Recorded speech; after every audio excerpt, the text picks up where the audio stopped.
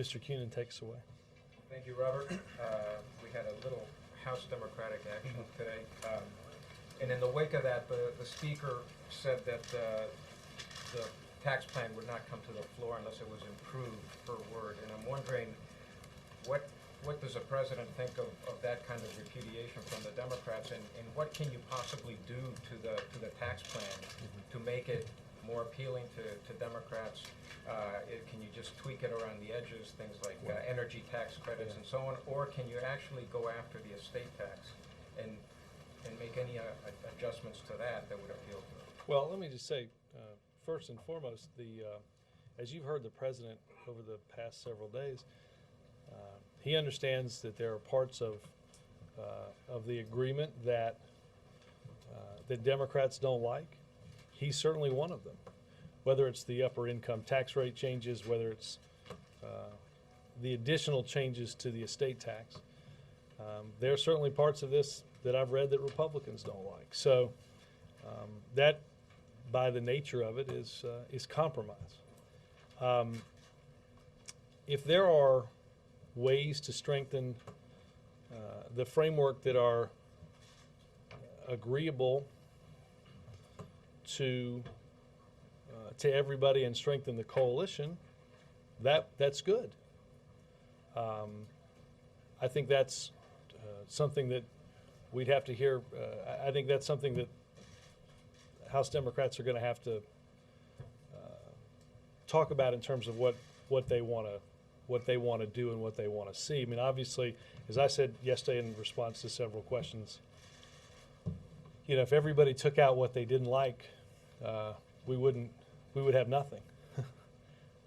And we know the consequences of doing nothing, and that's why I strongly believe, and the White House strongly believes, that at the end of the day, Congress will give the American people a vote on a plan that prevents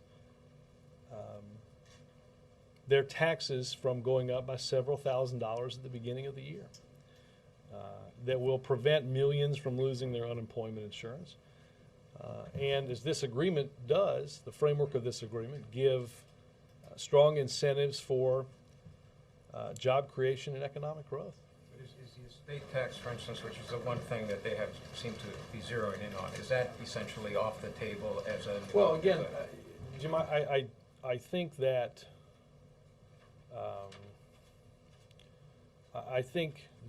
again, that's something the President is no big fan of.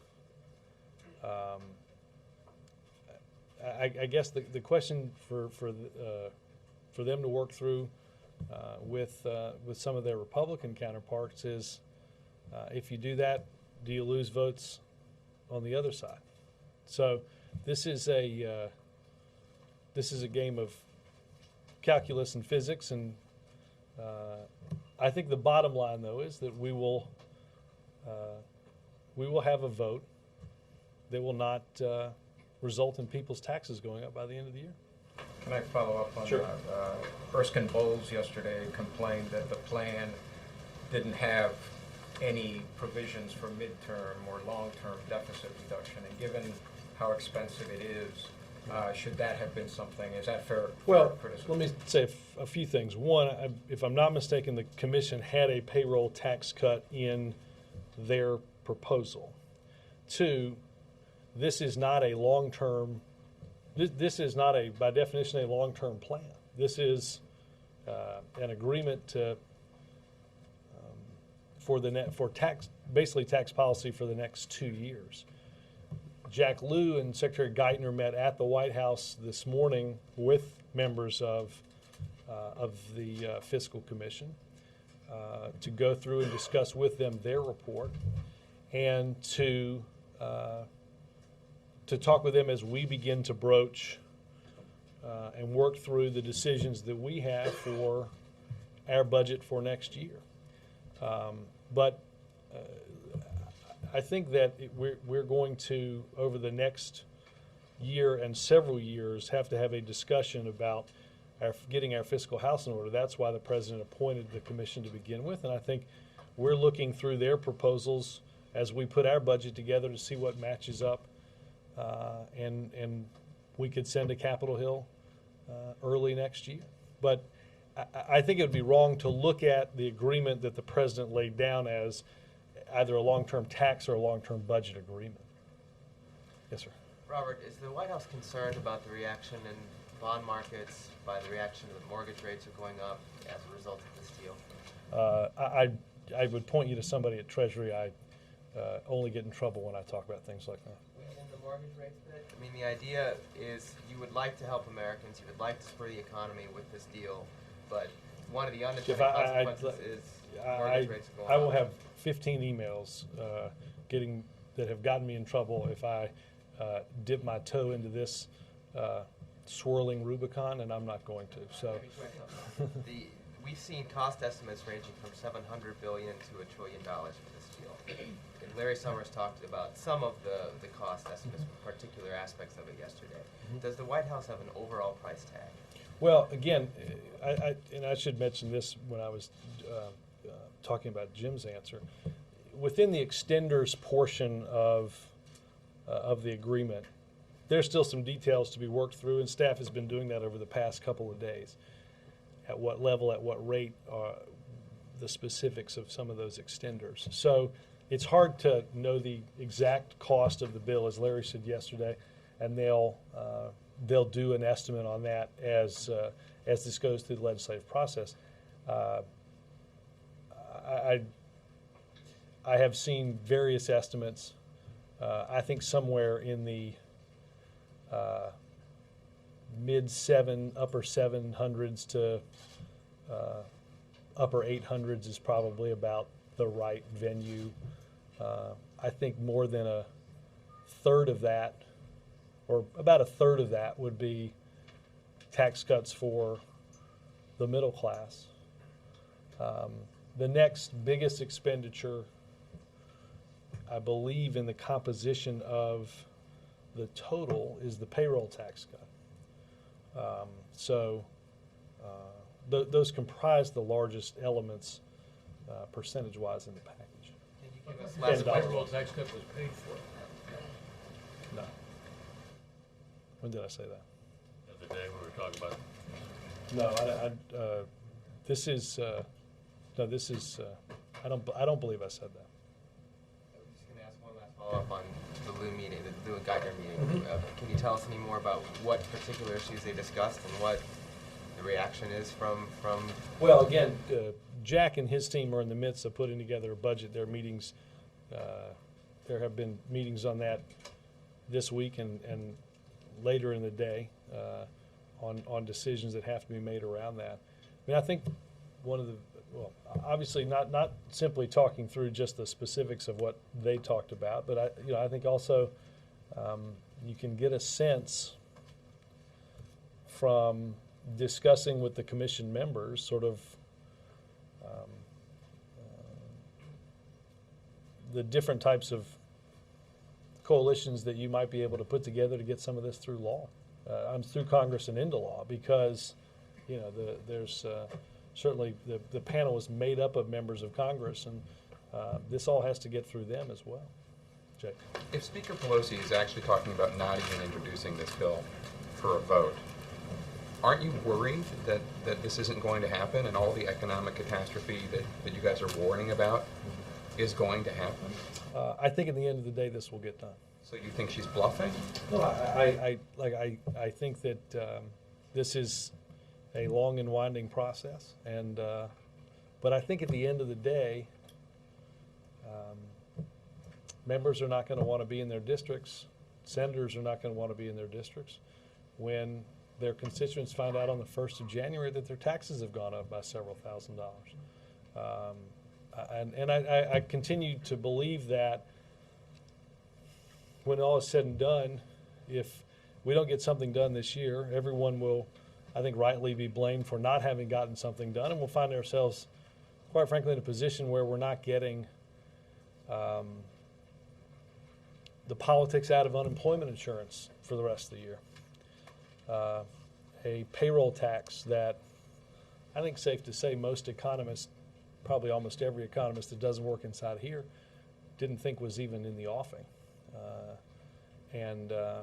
I think that's the That's the basis for the economic projections that we've seen increase. Considering, we've heard the president and other senior advisors on the record and then others off the record or on background express frustration or hint at frustration with Congress, with Democratic leaders.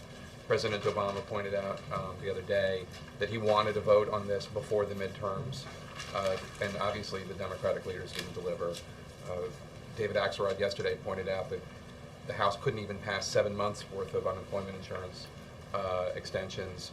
This compromise would have 13 months. How personally frustrated is President Obama with the Democratic leaders in Congress, considering how difficult they're making this process for him in a deal that he feels is ultimately the only thing he could have gotten? Well, look, I think the president is, and the vice president has certainly been up on Capitol Hill. I think the vice president was pleased even after the caucus last night that members came up to him. He told me this. Members came up to him agreeing that this was a good agreement. But And then they voted not to support it? well, I think it was a voice vote, and my guess is if a lot of voices yell one thing, you may not yell the other. But I think that, look, I don't think we spend a lot of time here thinking about what could have been in September or in October or things like that. The president is focused on an agreement that he thinks provides some genuine economic growth and job creation potential, and to ensure that the taxes don't go up, even as we understand rightly the frustration of those that this agreement includes stuff that the president has campaigned against, the president has fought against, the president has said over and over again that he opposes. It is that part that makes it compromise. And again, I think in the end of the day, the president believes that this agreement, the framework we have, will be the basis for what prevents middle-class tax rates from going up on the 1st of January. Let me just put a button on this. Have Speaker Pelosi or Leader Reid offered an alternative deal that could get through the Senate? Not that I'm aware of, but I would direct you to them. Not that I have heard, no. On the estate tax, there are a lot of prominent Democrats, including Congressman Clyburn, who really saw this as pouring salt on their wounds, that this was something that took them by surprise and was an unnecessary gift to the rich in their perspective. Is the president not willing at all to amend his position on that, perhaps take the estate tax back to the 2009 level that many Democrats... What was the 2009? I don't... 45% with a 3.5. 3.5%, 3.5 million at 45%. Which, that's a $46 billion 2-year price tag, as I understand it. Look, does the president wish we had to add $12 billion each year for 2 years to go to the different level? No, as you've heard him say. That was and has been the negotiating position of the Republican Party since the very beginning, including the meeting that was held in the Roosevelt Room. That's what they offered as that was their position on the estate tax. Again, there are parts in this we don't like. There's parts in this I'm sure Republicans don't like. The reason why you couldn't get an extension of unemployment insurance through the House wasn't because most Democrats don't think that you should extend unemployment insurance. It's because Republicans didn't believe you should. And so there's things in here that that none of us find, or not all of us find, attractive. But in order to get something that a majority can agree on, I think the basis and the framework for that is encompassed in this agreement.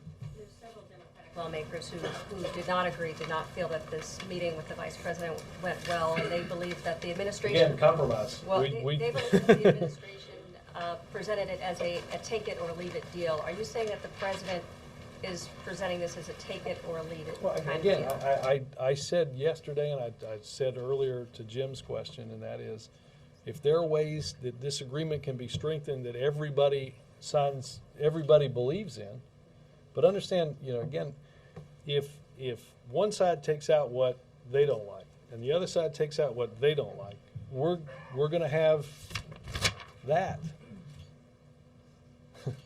And that, a blank piece of paper, is not going to prevent middle-class tax rates from going up. It's not going to prevent.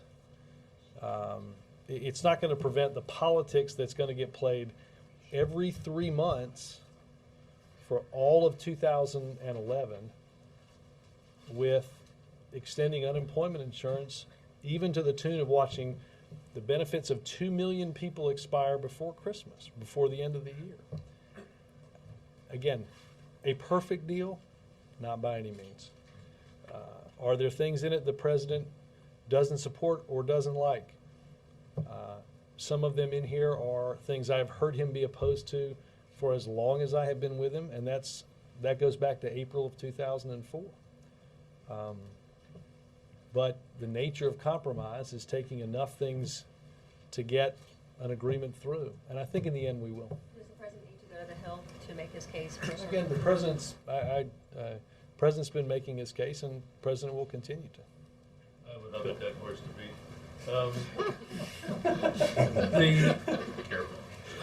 Sorry. Don't preface the question. Well, You have to admit it was pretty good. the Surgeon General this morning told one of our correspondents, when asked about the president's smoking habits, quote, he's working very hard to stop. He's been working very hard at it. So my question is, how hard has he been working at it? What's he doing? I have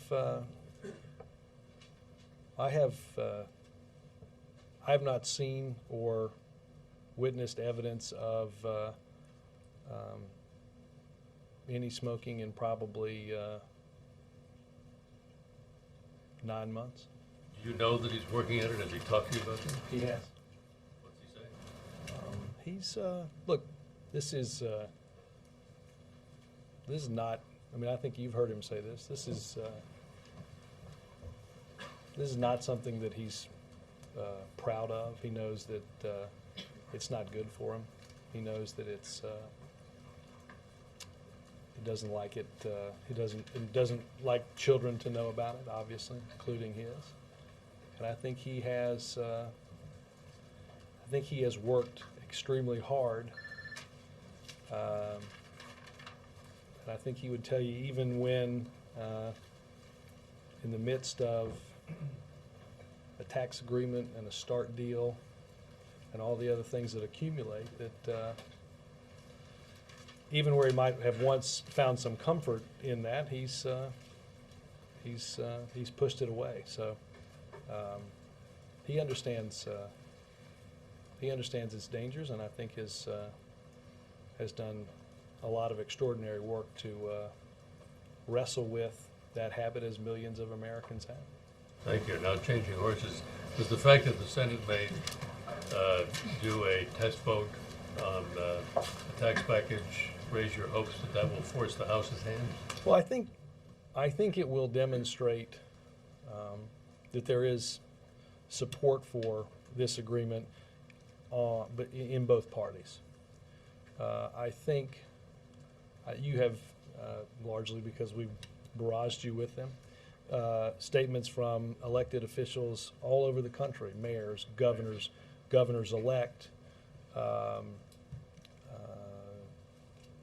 from big cities, smaller cities, big states, smaller states, that believe, as the president does, that we have to do several things. Ensure that taxes for the middle class don't go up.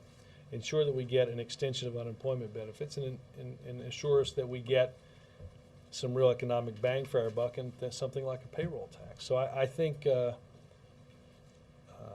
it will obviously legislatively bring us one step closer to getting this agreement, and I think in the end we'll get something done. Yes, sir. A number of op-eds today suggesting this compromise is the president's reaction to the midterm elections.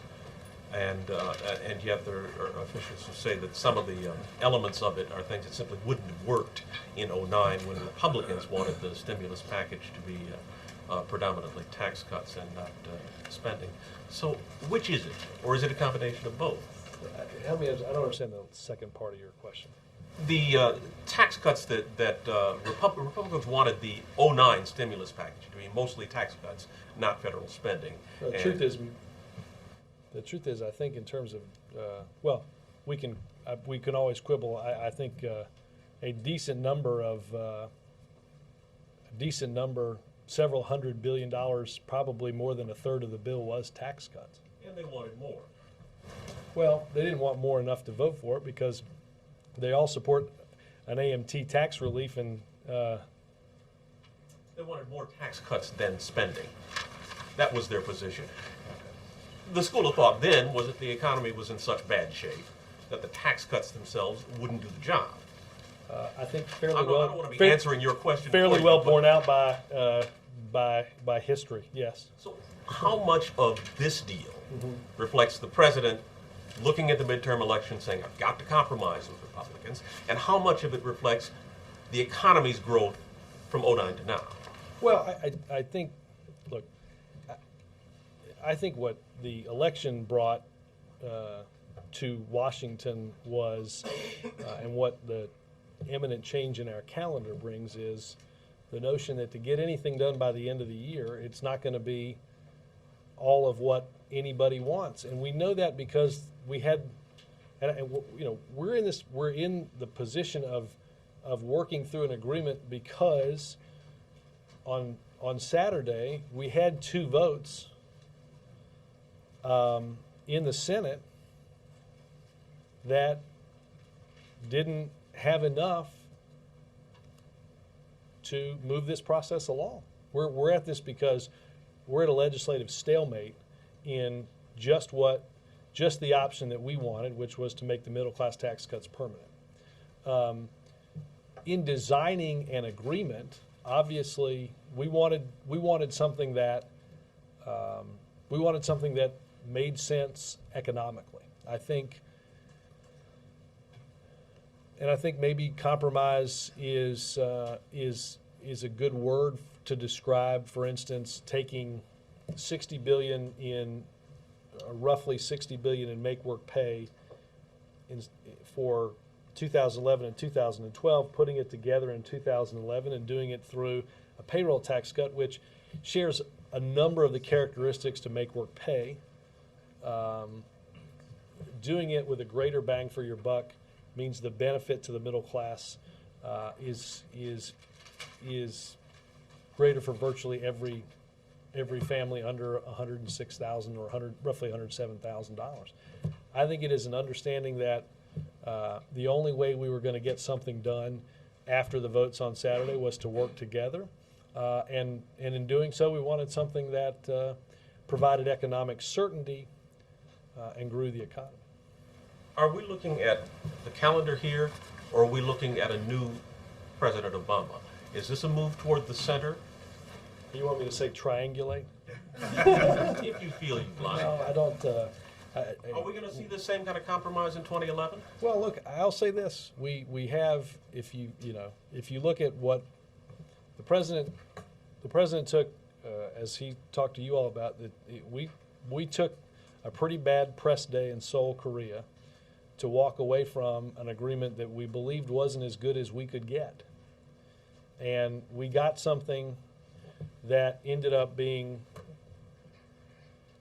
better for our country and for our country's workers, and because of that, put together a coalition that I think stands a better chance of getting through Congress, because Dave Camp and Sandy Levin and Ford and the United Auto Workers are supportive of that newer deal. I think that's a coalition that can get a trade agreement through Congress. I think START is going to pass by the end of this year with a pretty big bipartisan vote. And I think in the end, this will pass with a bipartisan vote as well. And I think that is what the American people asked for in this election. And I hope it is a sign of things to come. So this compromise, this time of compromise, is or is not likely to be what we'll see over the next couple of years? Well, I think I think the president's certainly hopeful that we can get into a room and discuss issues like adults and come out with an agreement that, while we might not all like, is in the best interest of the American people. And in this tax agreement, it's to preserve the middle class, families from seeing a tax increase. That's what's animated the president, and hopefully that's what will bring us an agreement. Chuck. Robert, the six-pack of group of folks that were negotiating the tax deal, they stopped meeting as a group of formally. It sounded I think it was the Friday before the Senate held those votes that didn't pass, and then you guys announced a deal. Did you cut out the House Democrats too quickly? Did you not bring them in on the loop? That seems to be the common complaint among this House Democratic caucus, is that you Chuck, guys I don't didn't loop them in on the negotiations enough. Did you guys make a mistake? I don't. I'd have to go back and look through the scheduling of when each of these meetings was done. Look, again, I think that the frustration there's understandable frustration about what is in this agreement. Like I said, They saw basically the agreement came out, and they didn't, and a lot of House well, Democrats felt as if they were. I mean, out I of the guess loop. I'd push back on that a bit, because we had the leaders of the House and the Senate down here a couple of times. I believe once over the weekend, maybe more than once over the weekend, and then on Monday before the president They went weren't out. there when you were cutting a deal with McConnell and Boehner, but was Speaker Pelosi in the room? Was Chris Van Hollen in the room? Was this part of a negotiation there? Again, I don't know who was in every meeting, Chuck.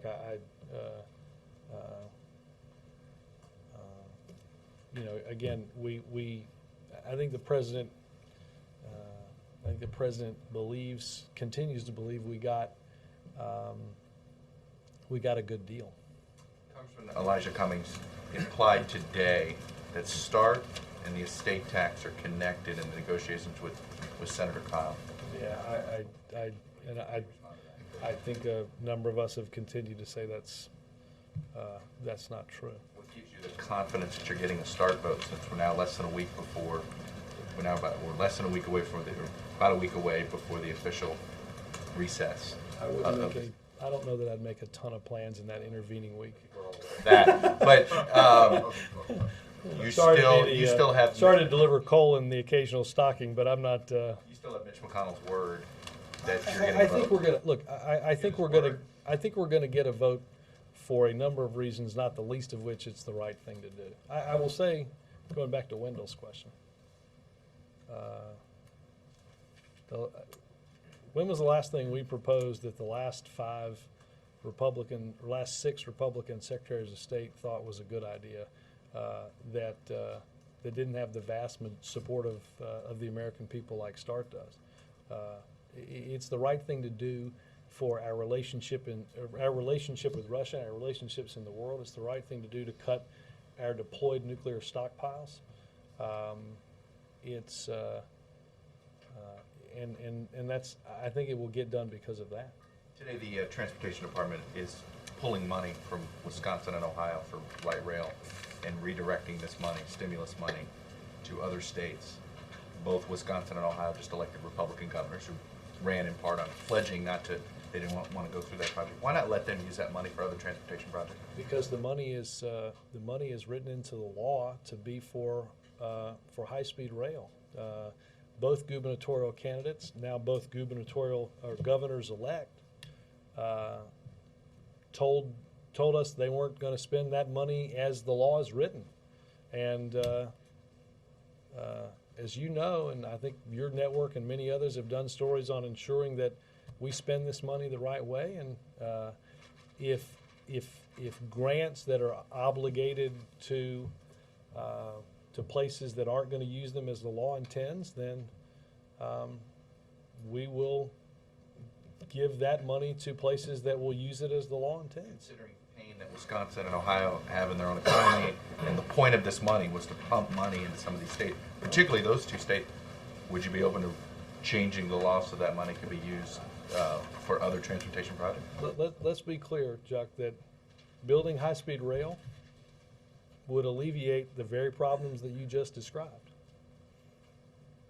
Now, you can ask governors-elect whether they decided not to put people in their own state to work just because Barack Obama decided that, or just because Barack Obama proposed it as a project. My hunch is that there are people sitting around their kitchen tables in Ohio and Wisconsin who are wondering why they're not at work because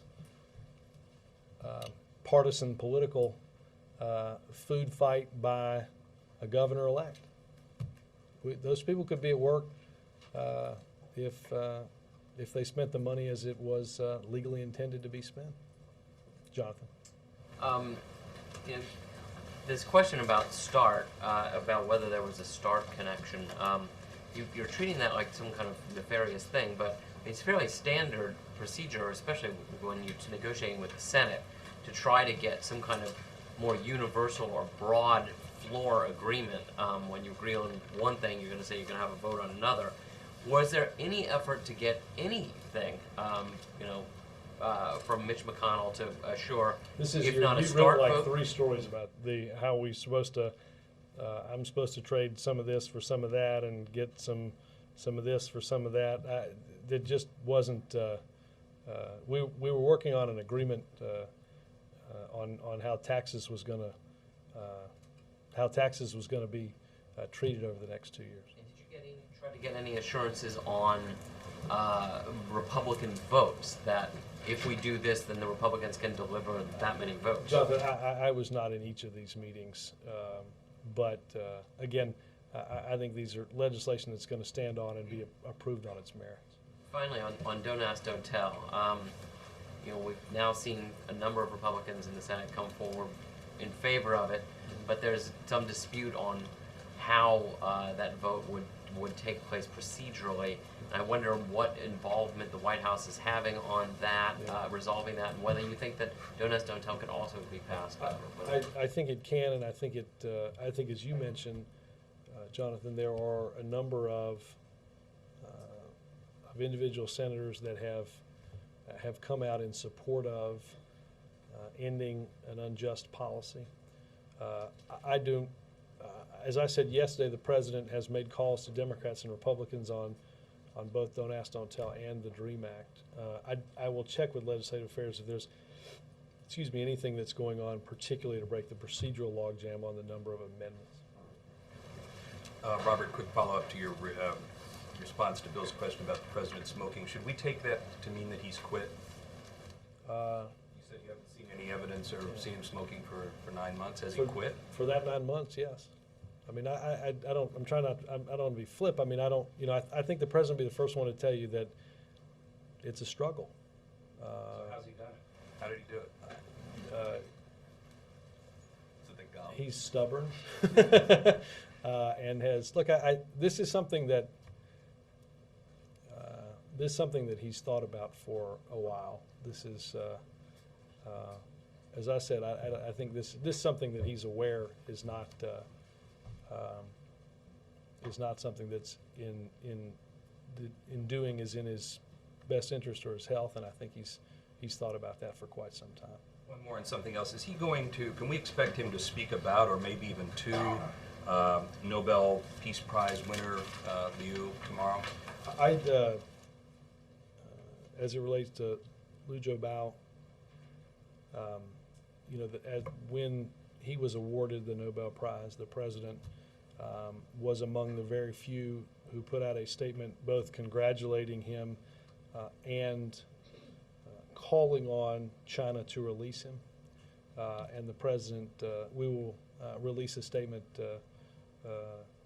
reiterating that tomorrow. That would be a written statement? Yes.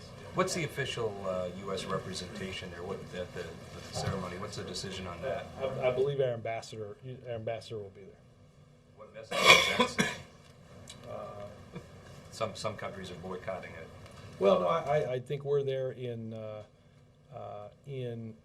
showing support for the committee's decision, and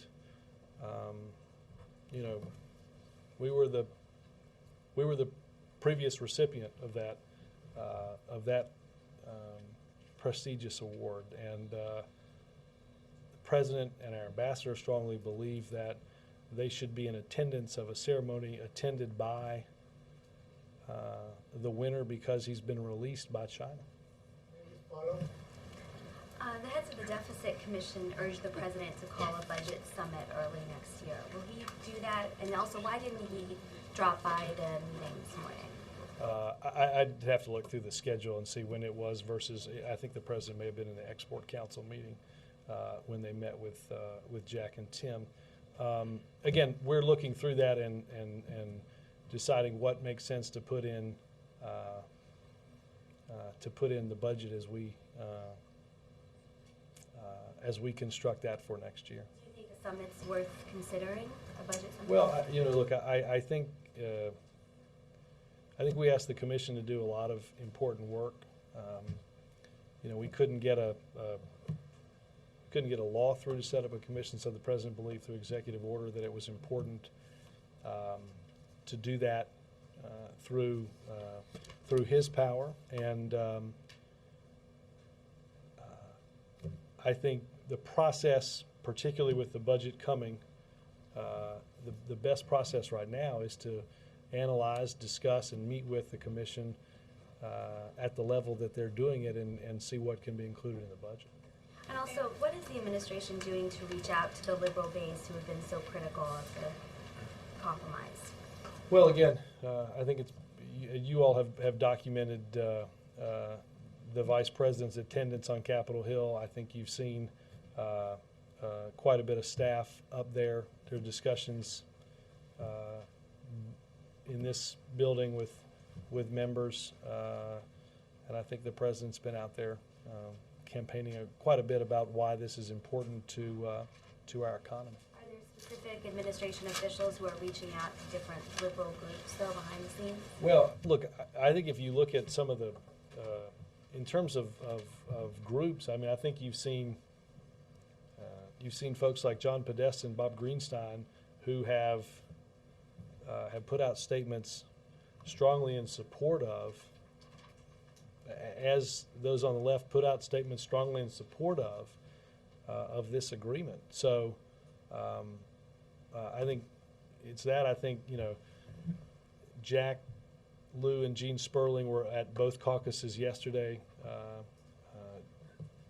separate of the vice president at the Senate caucus yesterday, and then with him later when he met with the House. On the smoking issue, he's not on any gum, is he? Because I know at one point he was chewing the gum or something like that. I think he's still chewing gum. Okay, he's still chewing the gum. Okay. And on Don't Ask, Don't Tell, if the efforts to move this forward failed, what is the president prepared to do? Well, I think our efforts right now, Neil, are focused on, as we have always said, what we believe is the best and most durable solution. That is one through Congress. That's where our efforts are directed. That's the reason that Secretary Gates worked through with the military the study and the attitudinal study of our men and women in the armed forces, and I think there's no better advocate in that than Secretary Gates and Admiral Mullen in believing how much this needs to get done this year. I think the president strongly believes that one of two things is going to happen. Either Congress is going to solve this legislatively, or the courts are going to decide this. And the policy is going to come to an end. Congress has to ask themselves how they want to end it and what role they want to play in ensuring that it's done in an orderly way.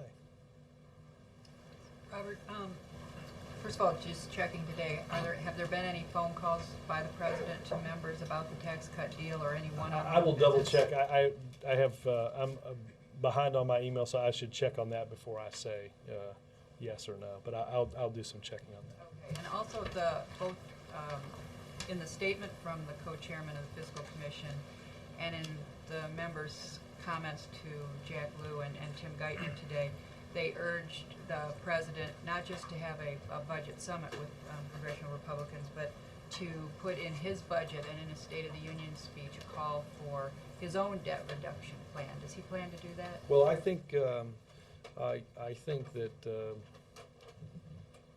you know, part of the purpose of the cabinet meeting yesterday was to let cabinet officials know that there were going to be some tough decisions and some tough cuts that were going to have to be made. You've already seen the president make a decision that to freeze federal pay, to freeze pay for federal workers, and I think there are a number of very tough decisions that are coming that are going to have to be made to get our fiscal house in order. Did you put a number on it to the cabinet officials? I missed most of the meeting, and I assume that they are working off some numbers. I don't know if the president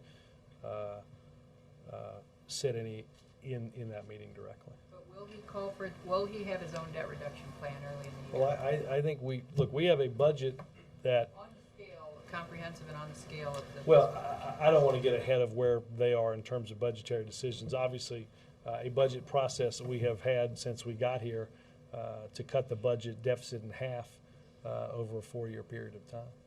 Yes. Thank you, Robert. 2 questions. First is that the president is going to meet Admiral Mullen this afternoon. Say that again. The president is going to meet Admiral Mullen this afternoon. And could you give us some detail about that? And also, is North Korea still on the top of agenda in the White House?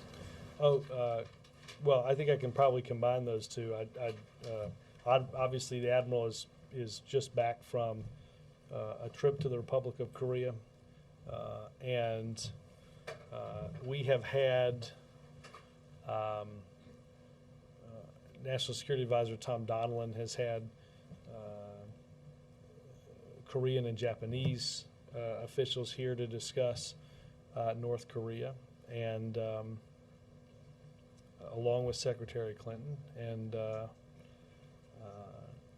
there will be additional trips to Beijing by senior administration officials to reiterate our call that the Chinese be clear with the North Koreans about their belligerent behavior and its destabilizing effect on the region.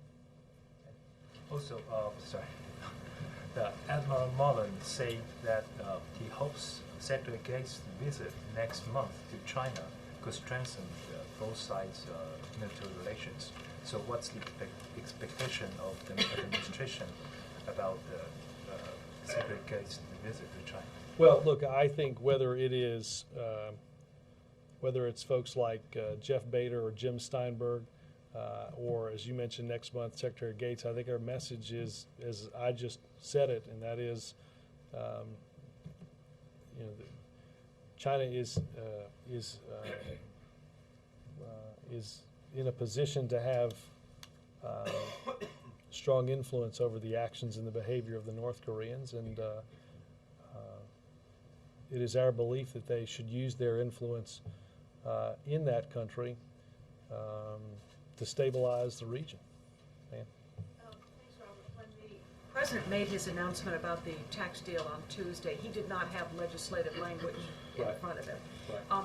Is there any talk with the White House specifically about the numbers within the estate tax portion of it that would change or narrow the numbers that were at least in the fact sheets that the White House gave out? Not that I'm aware of, no. You don't believe so? I mean, again, this is not something that we have found. This is not something that we were the champions of. This is not something that. How there? Did it? Well, how did it get in there? It got in there because this is what the Republicans said was the price of coming along for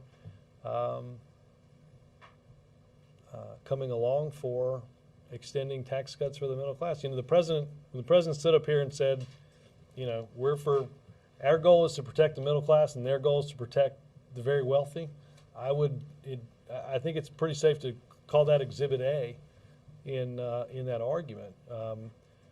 You know, again, as both Jonathan and Suzanne talked about, the 2009 level was a $3.5 million exemption and a 45% rate on estates that exceeded that individual level.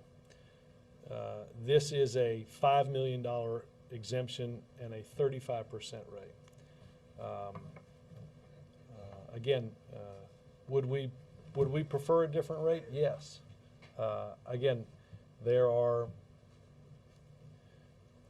That's why compromise is never easy.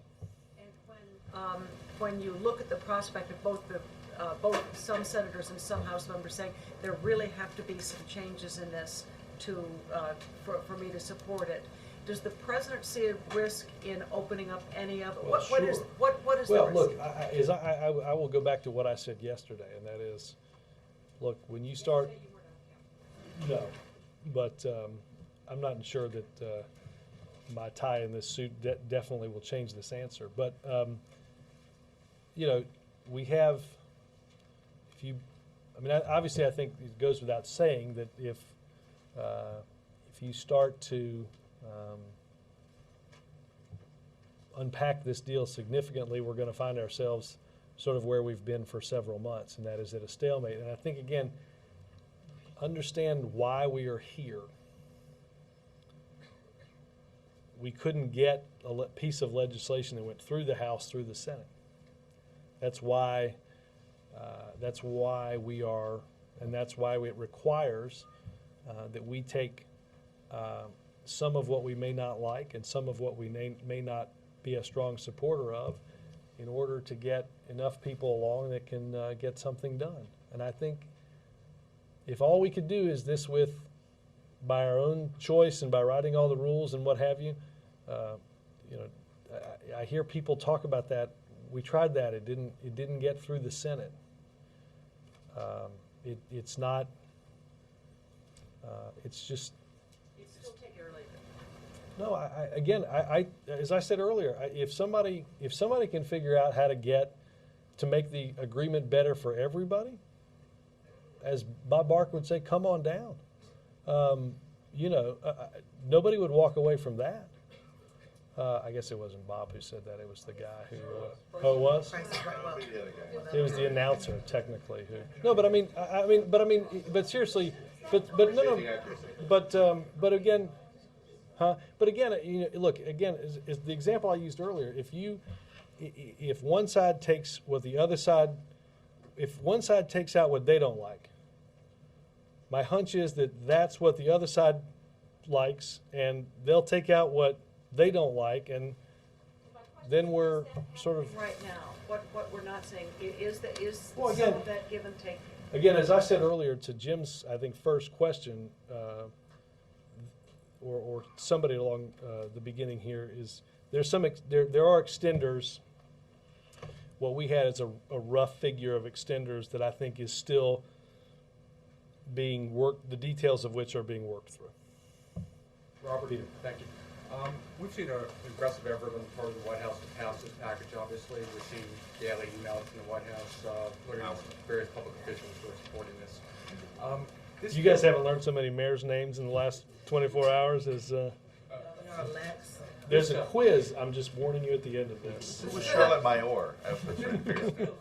It's different from what we saw over the last 2 years. I'm not sure I remember anything quite so concerted and as aggressive as this. Is this a model for what we might see going forward? Is this a new approach on the part of the White House to sort of build support and consensus behind what it wants to do? I will say this. I think it is important to understand that, again, while there are differences and while there are those that have and will continue to express their concerns. I do think it is important to understand that, you know, the mayor of LA has a number of constituents. The governor-elect of New York and the mayor of New York represent a lot of people.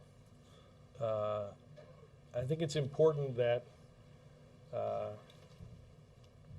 we understand that there are even members in the House and Senate that they don't always get on cable TV, but they're there.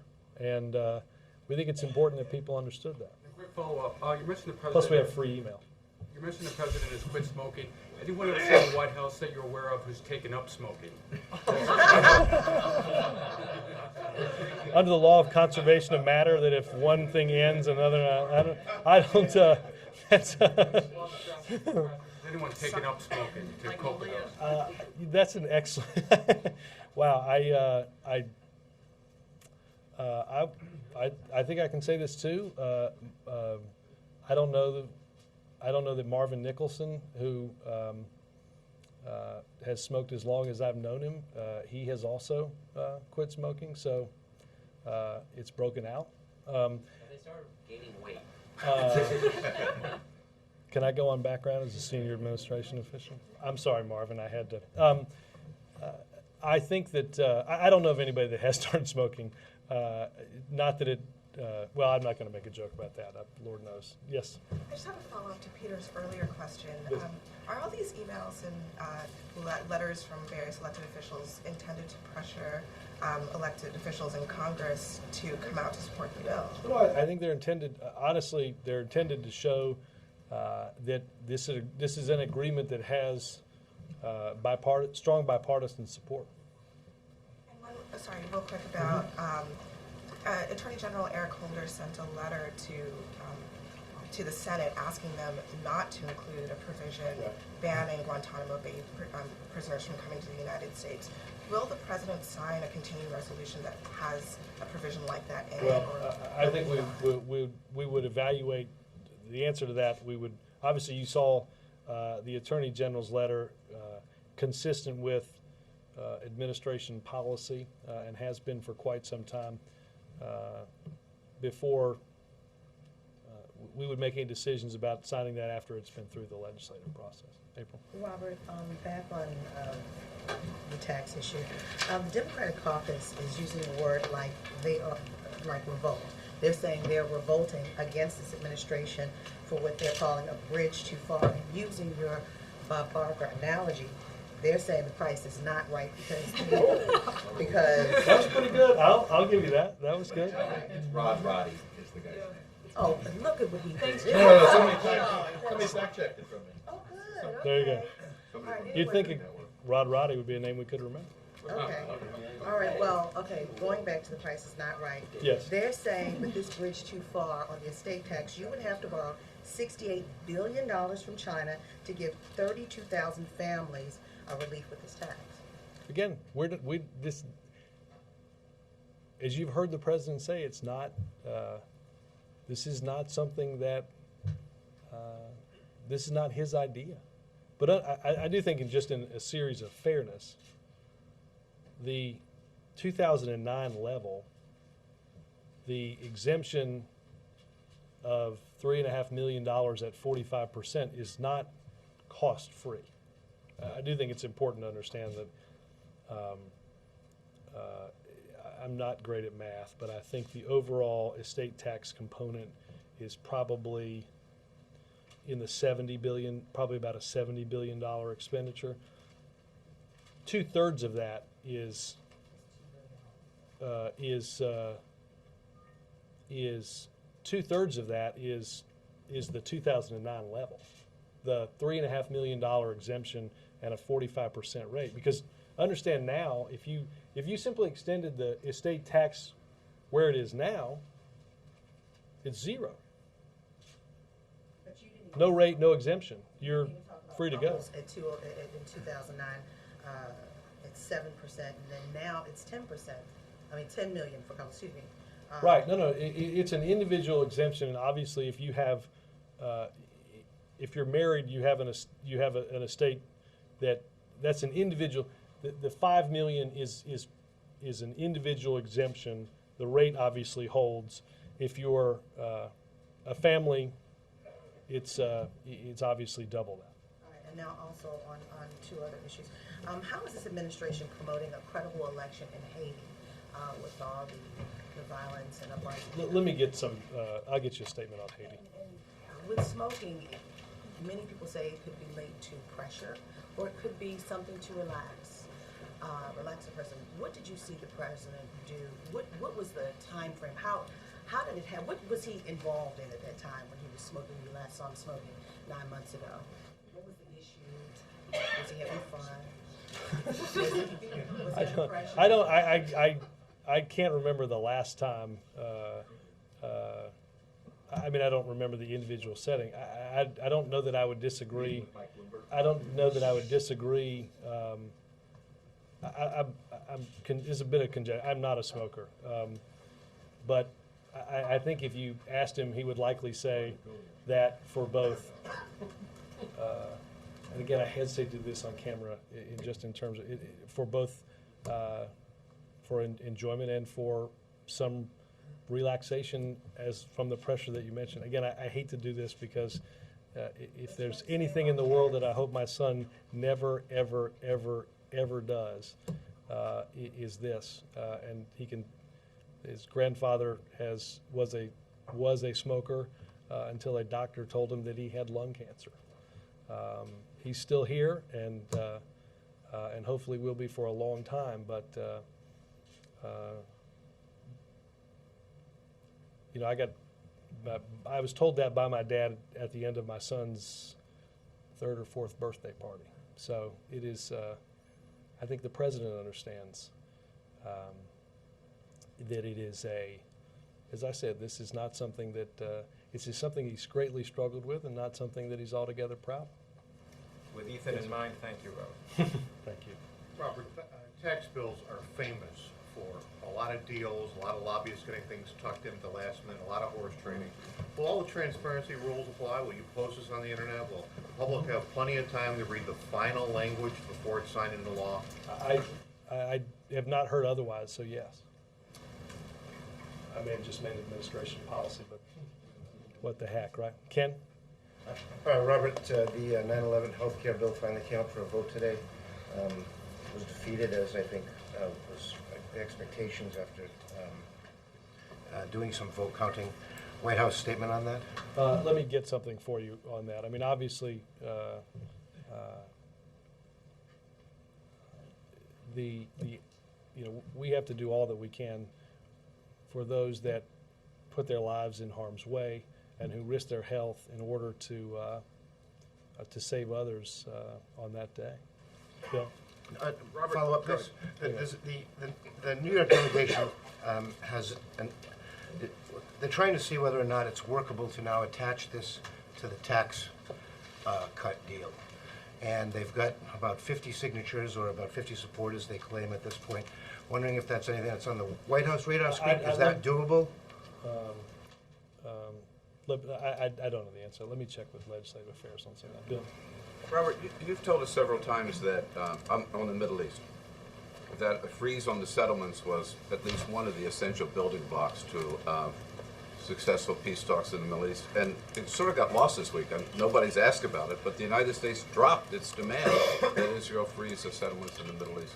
Well, West Bank. So what happened? Let's be clear that I want to amend, if I can, your question. Our administration policy on settlements is I think we have the same position as administrations have had for probably dating back to Johnson on that issue. As I said, I think at one point I was reading through some old transcripts, and Reagan was asked about it on settlements. This is back in like 1982. So it's a well-worn position of our government. We still believe that it is in the interest of both sides to seek a comprehensive peace. We will continue to be engaged to get each of the sides to take the steps that are necessary to get back to direct talks and to make progress on a two-state solution. When the parties were here earlier in the year, we said this was going to require constant attention and constant effort. And we know the progress is almost impossible to make without our engagement, and we'll continue to be engaged in and continue to have work with the parties to do what's right. This is a change in the position of the administration in terms of supporting the Palestinians' belief that a freeze is the first step towards serious talks. Well, again, is this just, do you then at least admit that this is going to make it a lot more difficult to come to some agreement? Look, not being able, I think we continue to believe that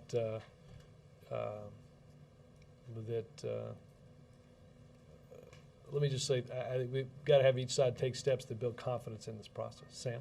Yeah, if I missed this, back on the tax deal, if I missed this, I'm sorry. But okay. From the White House perspective, what's next? What do you do next? I mean, Speaker Pelosi says she won't bring it up. You're confident she will.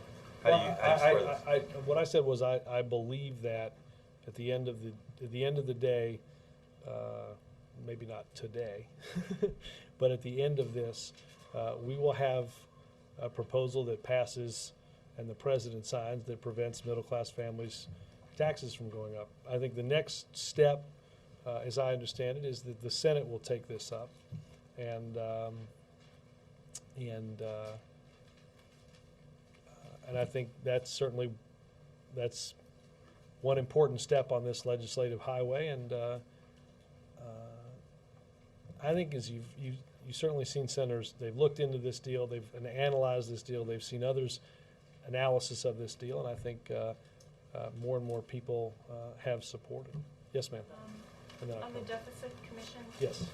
On the tax side of the equation, they called for basically eliminating tax expenditures and slashing. Eliminating what? I'm sorry. All the tax expenditures, to get rid of all of them. And to Oh, lower, you're talking about loopholes and such? Yeah, and then lower tax rates as a result. So do you see a big push for tax reform then? Well, look, I think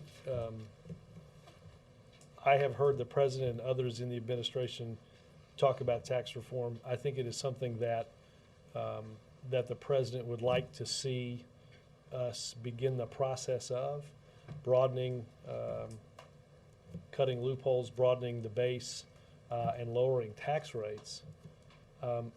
I think it is important to understand that that is not a process that will happen overnight. That will take, as it did, I think, in the last major tax code revision in the mid-'80s. That will take some time, but I think it's something that the president and the team certainly believe that it's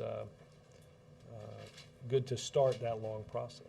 Yes, sir. Thank you. On Don't Ask, Don't Tell, you mentioned earlier that the president sees this ending either legislatively or through the courts. Yep. If it doesn't happen in the Congress, Mhm. before the Republicans take control of the House, is the president prepared to live with a legal resolution? I will say presidents are not often afforded a decision about whether they'll live with the legal resolution. It is not, look, I think the first thing that the Pentagon would tell you is it's not their preferred route. Look, you saw a decent amount of confusion when the Ninth Circuit effectively ended, well, not effectively, legally ended Don't Ask, Don't Tell. There was some confusion about recruiting and how do you handle somebody who walks into a recruiter's office for a couple of days.